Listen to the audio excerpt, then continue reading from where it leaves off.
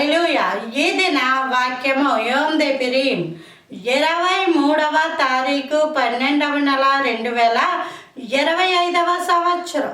మన దేవుడు ఇస్తున్న చక్కటి మాట. లూకాసు వార్త 2వ అధ్యాయం 11వ వచనం. దావీదు పట్టణమందు నేను రక్షకుడు మీ కొరకు పుట్టి ఉన్నాడు. ఈ మాటలు చెప్పింది ఎవరు? ఒక మనిషి కాదు, దేవదూత.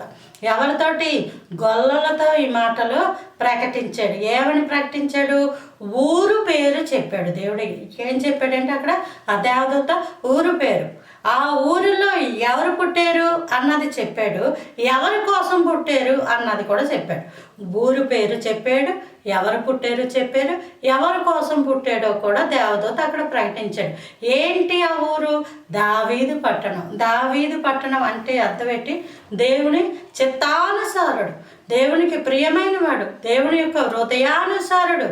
కాబట్టి హృదయానుసారుడు అనే పట్టణంలో రక్షకుడు పుడతాడు మన కోసం. అంటే అర్థం ఏంటంటే దేవుని చిత్తంగా నేను బ్రతుకుతాను అని నువ్వు ఎప్పుడైతే అనుకుంటావో నీ హృదయంలో దేవుడు జన్మిస్తాడు. హల్లెలూయా. నా ఇష్టానికి నేను బ్రతుకుతాను, అయినా నేను క్రైస్తవుడిని అంటే చెప్పుకోవడానికి తప్ప నీలోన దేవుడు ఉండడు. దేవుని చిత్తానుసారంగానే నీ బ్రతుకును అప్పగించుకుంటే నీ జీవితంలోకి ఎవరు వస్తారమ్మా? దేవుడు వస్తాడు. నీ చిత్తానికి నువ్వు బతుకుతాను, అయినా ప్రభువా రా అంటే మాత్రం దేవుడు రాడు. అది నీ భ్రమ, అంతే.